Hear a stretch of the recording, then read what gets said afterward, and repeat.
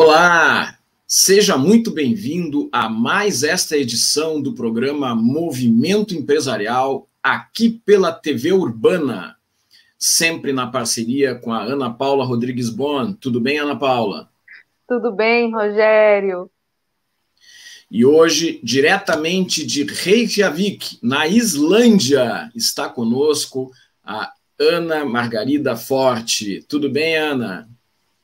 Saudações, Rogério, saudações, Ana Paula, saudações a toda esta audiência mundial e vou dizer apenas uma palavrinha em islandês, Takk fyrir mig. Nós vamos conversar com a Ana Margarida sobre inovação, sobre empreendedorismo, sobre os desafios que uma mulher portuguesa está enfrentando na Islândia. Vamos conversar com ela sobre tudo isso. Mas antes, é importante falar a respeito dos nossos apoiadores, os apoiadores do programa Movimento Empresarial. Black Saúde, sua assessoria em planos de saúde. Conteúdo Ativo, uma agência que gera resultados, do gerenciamento das redes sociais aos cursos de marketing digital. Colaborative, Hub Criativo, criação de conteúdo e desenvolvimento de projetos. E a partir deste programa, também está conosco como apoiadora a SKO, desde 1980, protegendo a inovação para você construir o futuro. A inovação que trabalha com registro de marcas e patentes para todo o Brasil. Ana Margarida, nós estamos hoje com essa conexão Brasil e Islândia, e tu és uma mulher empreendedora que participaste de várias atividades em vários lugares do mundo, e tu és de origem portuguesa. Então, para quem não te conhece ainda, conta, por favor, um pouquinho dessa tua trajetória pela Europa e pelo mundo, nesse trabalho de inovação, de gestão de pessoas e de desenvolvimento de negócios. Seja muito bem-vinda ao programa Movimento Empresarial.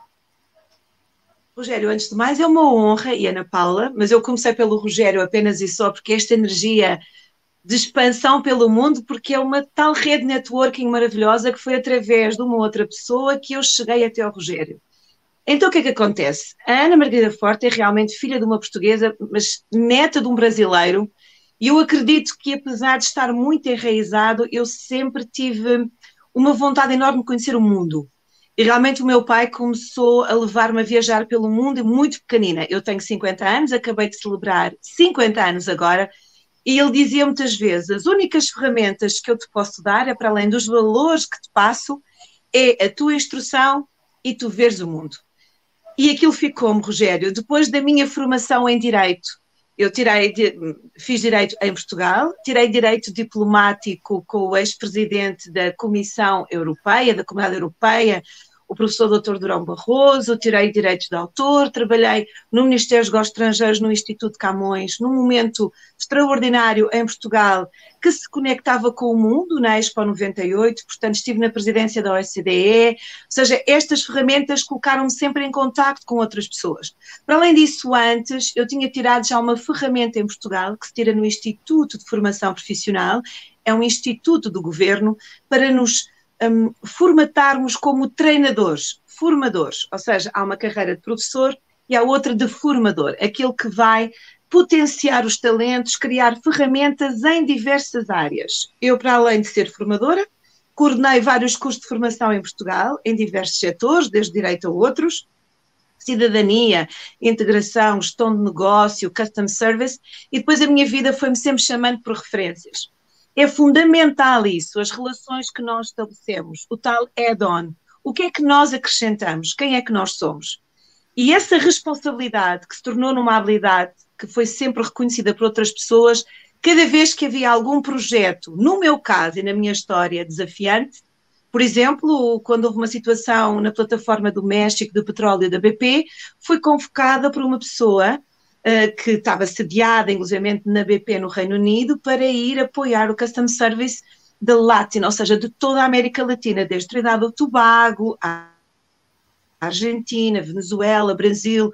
Então imagina, eu trabalhei como na área jurídica, depois trabalhei em contratos de edição e contratos de culturais pelo mundo, trabalhei em petróleo, trabalhei em aviação, telecomunicações em diversos países, em contratos de frete internacional como em Cabo Verde, fui diretora de várias empresas, ou seja, ao longo, e foi muito curioso porque a vida, eu tinha um plano profissional e um plano pessoal. Mas depois a vida foi-me convidando, a vida tinha planos para mim. E quando há aqueles convites que vêm, e não é só por se pensar, vamos para o estrangeiro, ou vamos para o exterior, como se costuma dizer, porque muitas vezes, mesmo com apoio, ou seja, quando há um contrato, ou quando há um chamado, nós temos que nos habituar, nós temos que nos conectar, perceber em que zona é que estamos daquele país, porque em qualquer país como o Brasil, que é um verdadeiro continente de norte a sul, este a oeste, é muito diferente, e portanto eu tinha essa capacidade, comecei a reconhecer em mim essa capacidade, que não vou dizer que foi fácil, mas de adaptar-me, ou seja, eu rapidamente me adapto e sou uma pessoa que necessito de criar pontes, necessito de potenciar pessoas, e sempre trabalhei em todos estes projetos com pessoas de países diferentes, desde Portugal, depois quando comecei a rodar pelo mundo até a Islândia, mesmo na Islândia, estive sempre em contacto com pessoas de diversos países. Portanto, daí, claro que te posso dizer muito mais coisas, portanto, depois fui trabalhando e estudando muito para o desenvolvimento de ferramentas pessoais, porque as empresas, as organizações são pessoas, e as pessoas devem potenciar os seus talentos. Há momentos próprios, há velocidades diferentes, e devem, inclusivamente, ter aquela capacidade de se reinventar, que é uma coisa que a Islândia tem, e eu já trabalhei em outros países com uma dinâmica de ilha, que muitas vezes rapidamente podem cair na crise, mas também saem da crise com uma facilidade enorme e reinventam-se, ou seja, conseguem fechar ciclos e abrir ciclos muito rapidamente. Mesmo Ana Margarida. Diz, Rogério. Deixa eu pedir para a Ana Paula Rodrigues Bon te fazer uma pergunta para ajudar nessa nossa conversa sobre inovação, claro, sobre empreendedorismo aí pelo mundo. Ana Paula. Gratidão, Rogério.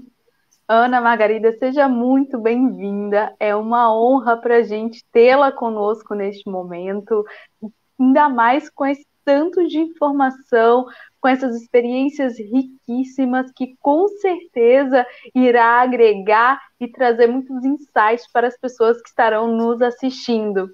Mas, Margarida, já puxando o gancho do que tu tá falando aí, para que a gente tenha também uma continuidade nessa amostra, nessa demonstração das tuas experiências. Tu falaste que já foi em vários lugares e já atuou em vários lugares, e essa questão da diferença de adaptação.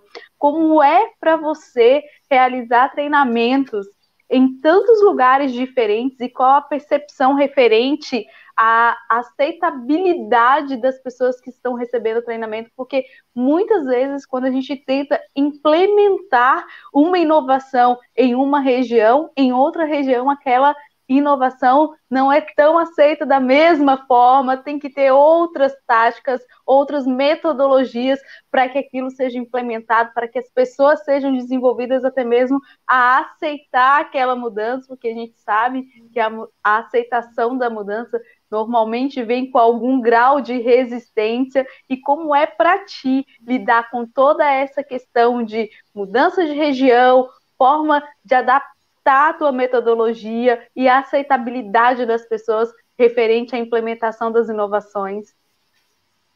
Olha, Ana Paula, eu quero-te agradecer muito essa questão, porque esse é o ponto fulcral, e tu já introduziste a temática de uma forma muito clara, e é realmente aquele ponto que nós devemos, eu acho que nós devemos mergulhar, por assim dizer. Primeiro perceber, como profissionais de qualquer área, se estamos a trabalhar por conta própria, ou seja, por nós, com o nosso projeto, ou se estamos a trabalhar ao serviço de alguma instituição.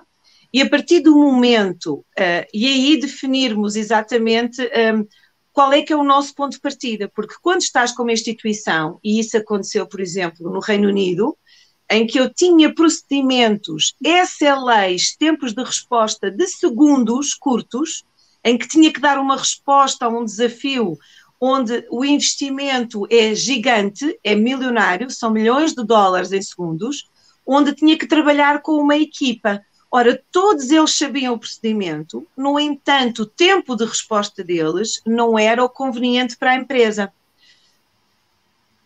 Claro que tu tens que, como dizem os ingleses, um shortcut, mas a questão é que nós muitas vezes não temos autorização da instituição ou organização para cortar caminho. Portanto, o importante é o quê? Perceber exatamente como é que nós vamos aceder às pessoas que temos naquele momento. E a questão é, tens capacidade, porque depende, se és um project manager, tens capacidade de fazer alterações na equipa, de os recolocar numa outra posição, numa outra função, tens capacidade de os poder substituir de função ou não. Portanto, é importante ver e muitas vezes perceber qual é que é o limite, perceber qual é que é o desenho, o objetivo, a finalidade, que ferramentas é que tens ao teu dispor e nunca observá-las como limitadoras. Pelo contrário, é apenas o tal quadrado para tu poderes saltar. Esta é a minha perspectiva.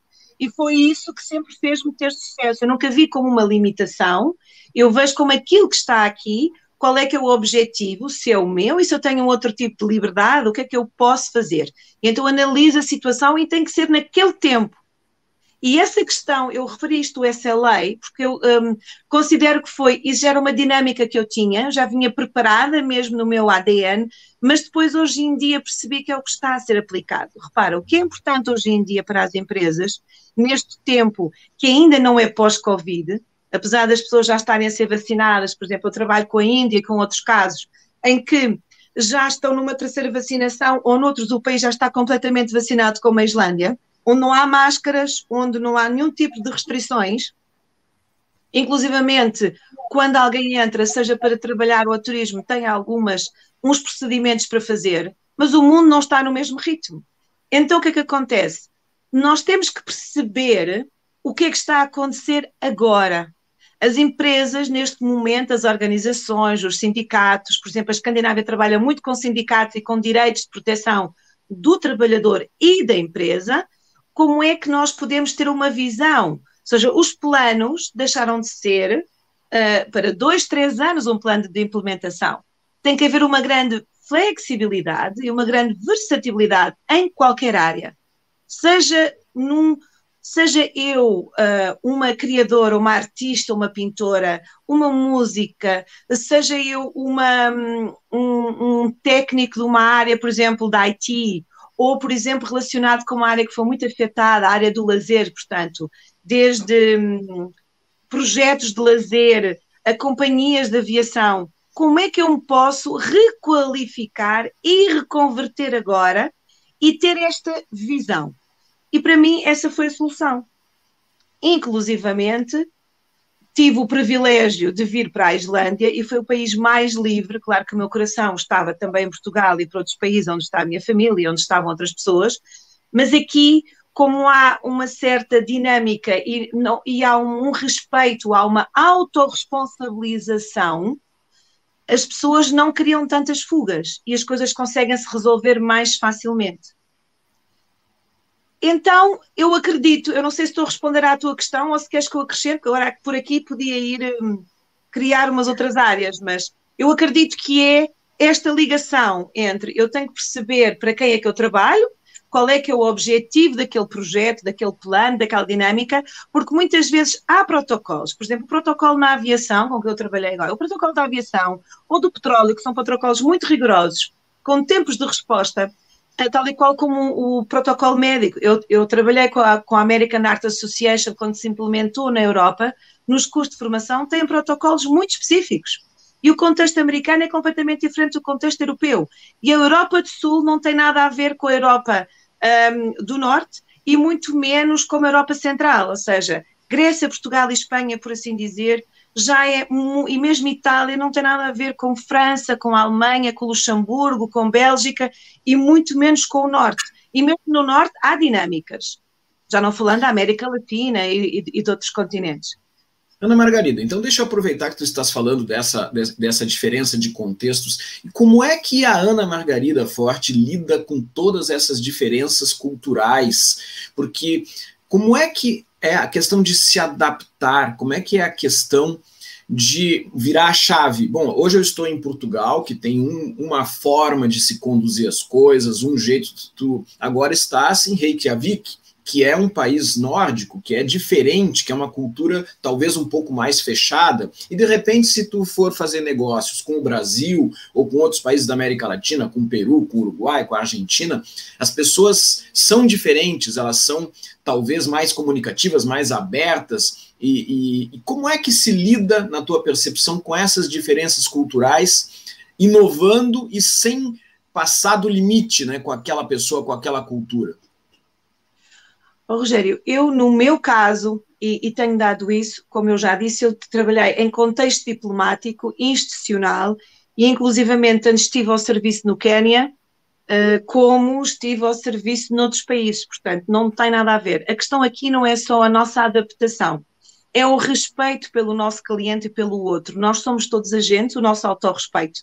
É lógico que eu estudo sempre o perfil, se é um perfil alemão ou se é um perfil japonês, eu mesmo assim tenho que perceber qual é a área de negócio, quais são os interesses, qual é a área geográfica, se eles trabalham com o comércio internacional, se não, ou seja, temos sempre que estudar, na minha perspectiva, e quando eu digo estudar, os dados hoje em dia podem ser muito mais rápidos, mas é importante, por exemplo, trabalhando no mercado, com o mercado oriental, mesmo em Portugal, no investimento imobiliário, nós temos que perceber que o mercado oriental tem determinado tipo de objetivos, como é que eles colocam em prática os procedimentos, como é que eles gostam de trabalhar, se é diretamente, exatamente há povos, culturas que gostam mais de toque e outras precisam daquele distanciamento com um autorrespeito pelo seu próprio espaço. Portanto, é fundamental, no meu caso, estudar qual é que é a cultura daquela empresa, daquela organização e depois, inclusivamente, perceber como é que eles funcionam em contexto. Vou dar um exemplo. Por exemplo, no Reino Unido eu trabalhava com pessoas não só da América Latina, eu trabalhava com a América Latina online e on-site, com toda a América Latina, e são países, não estamos a falar só do Brasil, estamos a falar da Venezuela, estamos a falar de transmissões via satélite, novas culturas, uma diferença política. Temos que respeitar tudo isso com passos e temos que colocar em prática os tais protocolos e SLAs de uma empresa que tem cariz e protocolos alemães. Portanto, imagina o choque. Outra coisa é estar, por exemplo, levar um grupo de profissionais para a Índia e colocá-los em contexto local, como Varanasi, onde não há as condições que normalmente as pessoas estão habituadas, ou em Delhi, ou então estar na Islândia, em que todos é uma hub onde todos passam por aqui, ou seja, é uma hub dos Estados Unidos e já voltou novamente, já começou a retomar, ou seja, nós temos que perceber onde é que estamos. Onde é que eu estou localizada? Mesmo online, muitas vezes as pessoas dizem, eu transferi o meu negócio, o meu networking funcionava tão bem desta forma e agora online não funciona. Porque temos que perceber a quem é que estamos a falar, temos que definir qual é que é o nosso objetivo, qual é que é o nosso público-alvo. Eu lembro-me que uma das minhas clientes, numa das mentorias, disse, eu agora estou com dificuldade, com desafios em perceber qual é que é o horário no início do Covid, portanto em março, a dizer... Qual é que é o momento da live? A gente está a fazer lives. Eu disse, tem que criar o seu espaço e tem que ficar focada na sua dinâmica. Portanto, eu acredito que nós temos que perceber, temos que nos organizar, estruturar o que é que nos é pedido, o que é que nós necessitamos para levar aquela tarefa até ao final. E depois irmos ajustando exatamente com aquilo que está a acontecer. Agora, o contexto na Islândia, por exemplo, na Islândia falam inglês. Agora, quem é fora da Europa não pode cá estar. Nem antes do Covid, nem depois do Covid. Pode vir a passeio, mas não pode cá estar. Mas pode trabalhar com eles. Mas a Islândia, por exemplo, trabalha, tem uma política muito aberta e acolhe toda a gente, mas trabalha com sindicatos, ou seja, todos os salários têm um valor consoante a sua área, a sua estrutura. Se a pessoa está qualificada ou não. Tem inclusivamente um índice para a idade, para a rentabilidade. Portanto, é muito importante, se a pessoa vem de um outro país, perceber como é que funciona aqui. No entanto, aqui as greves não acontecem como noutros países que há sindicatos, que há unions, ok? Portanto, aqui há uma conversação, há uma autorresponsabilização e há um busca de encontrar um acordo antes de fazer a greve. Deixa eu passar para a Ana Paula te fazer mais um comentário antes da tua participação final aí neste nosso programa. Ana Paula. Gratidão, Rogério. Ana, tu iniciou a tua fala conosco falando uma palavra em irlandês, mas tu não falou o que significava. Então, daqui a pouco eu vou pedir para você falar o significado dessa palavra. Mas a pergunta que eu tenho para te fazer é que você, como mulher, e que está atuando em tantos lugares diferentes, com tantas culturas diferentes, como tu bem trouxeste, como é para ti atuar nesses lugares? Se você já teve alguma dificuldade por ser mulher e se você tem algum conjunto de boas práticas que você costuma fazer para poder atender esses lugares diferentes, porque o que é bem aceitável em alguns lugares talvez não seja tão bem aceito em outros, e a gente tem que saber lidar com essas diferenciações para evitar possíveis resistências referente a isso. Ana Paula, muito obrigada por trazeres essa questão, porque, como tu sabes melhor do que eu, há países em que os direitos da mulher são evidentes e, portanto, são um estandarte. Aqui na Islândia também, a Islândia foi o primeiro país a ter uma mulher presidente, ou seja, é um país em que todas as políticas e práticas da LGBT são colocadas, são disponíveis, ou seja, não há uma discriminação positiva nem negativa. Há um autorrespeito pelo espaço de cada um. Sendo mulher, é lógico que eu tenho talvez uma sensibilidade e tive que reconhecer a minha humildade. Eu estou a entrar na empresa no país do outro. Eu já trabalhei com países árabes e, portanto, é lógico, tendo cabelo mais claro inclusivamente, eu saberia o que é que eu tenho que fazer.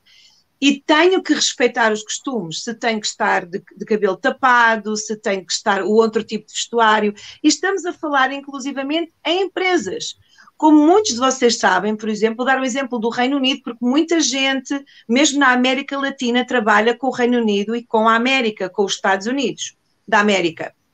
Mesmo as empresas mais institucionalizadas, muitas vezes têm um fardamento ou não, mas têm uma indicação, e já não falo das práticas de cada profissão. Há profissões em que temos de ter um tamanho de uma unha, a cor de uma unha, o tamanho e a subida da saia, porque há aquelas práticas que eles chamam harassment, ou seja, mesmo nas escolas e tudo tem que haver uma distanciação entre professor, treinador e adulto ou criança.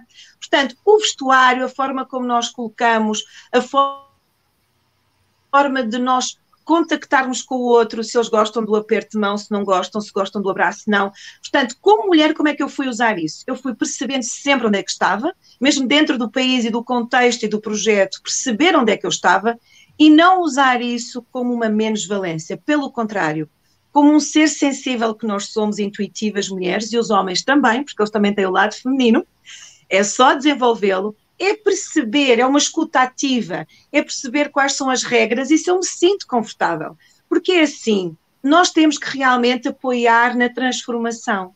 E eu sempre fiz parte desse movimento, muitas vezes não era consciente para mim.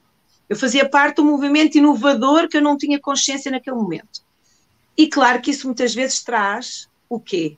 Traz-te adversidades, porque tu queres implementar, ou quando já tens uma experiência maior, isso muitas vezes causa constrangimentos. Então tu tens que balancear e perceber quem é que tu estás ao lado, porque esses desafios são dessa pessoa, estão dentro do seu mindset, das suas crenças limitadoras. Mas nós, como seres humanos, sem perder o nosso foco, sem perder o nosso espaço e a nossa posição, devemos perceber o que é que podemos fazer. E é muito curioso, aqui na Islândia, mesmo as sagas, que são aquelas histórias que se contam da tradição islandesa, são sempre as mulheres. As mulheres é que atravessaram o oceano com os filhos às costas, é tudo assim grande. Atravessaram o oceano com os filhos às costas, é que subiram as montanhas, é que lutaram contra isto, é que fizeram aquilo. Eu acredito que nós temos que ter um equilíbrio e voltar à nossa energia feminina, no sentido de ter uma visão maior, de ter um acolhimento para quem está, uma visão acolhedora para quem está à nossa volta, mas ter o nosso quadrado e perceber que tem que nos respeitar naquele momento. não usar o facto de ser mulher, mas usar exatamente as qualidades e os nossos dons para conseguirmos compreender e rapidamente sairmos daquela frequência, daquela história que pode estar a acontecer ali. Portanto, muitas vezes é muito desafiante, como devem imaginar, mas se nós voltarmos a nós, eu acredito que esse autoempoderamento, portanto, tem de ser fundamental percebermos quem somos, até onde é que nós podemos ir, perceber a tal resistência da resiliência, a tal habilidade. Há uma coisa que eu aprendi há muitos anos, que a habilidade é responsabilidade. Eu tenho que perceber como é que eu vou dançar aqui. Encontrar o nosso limite. Falando em limite, nós chegamos ao limite do nosso bloco, o primeiro bloco aqui do programa Movimento Empresarial. Ana Margarida, em 1 minuto, o que é aquela palavra que tu disseste em islandês no início e a tua palavra final para quem está nos assistindo? Olha, quis logo a começar a agradecer.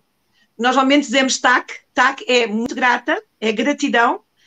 Tak Firi é muito grata mesmo, Tak Firi eu agradeço profundamente. Portanto, eu comecei por agradecer, que era para abrir este encontro, e já agora permite-me, Rogério, que eu vou me trazer aqui ao chão, Tak Firi Els Caminho. Els Caminho quer dizer minha querida Ana Paula, tá bom?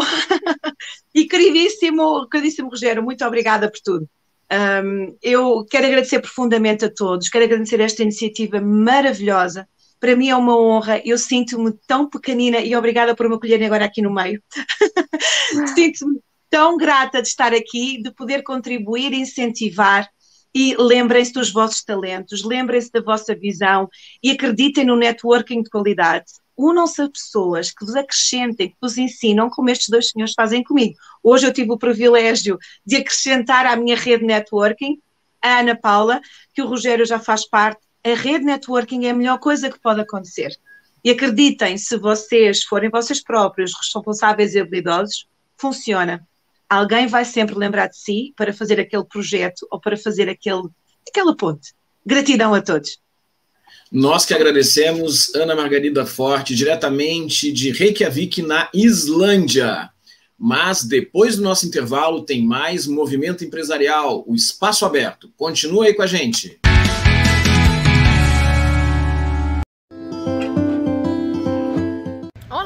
O IPA é uma instituição de ensino que se orgulha da sua qualidade e da sua história no ensino. Aqui, você escolhe entre os cursos na área da saúde ou direito e terá aulas práticas desde o início do curso. E com um diferencial muito importante, um vínculo entre o aluno e o professor durante toda a sua trajetória acadêmica. Vem para o IPA. Acesse processoseletivoipa.com.br e inscreva-se já.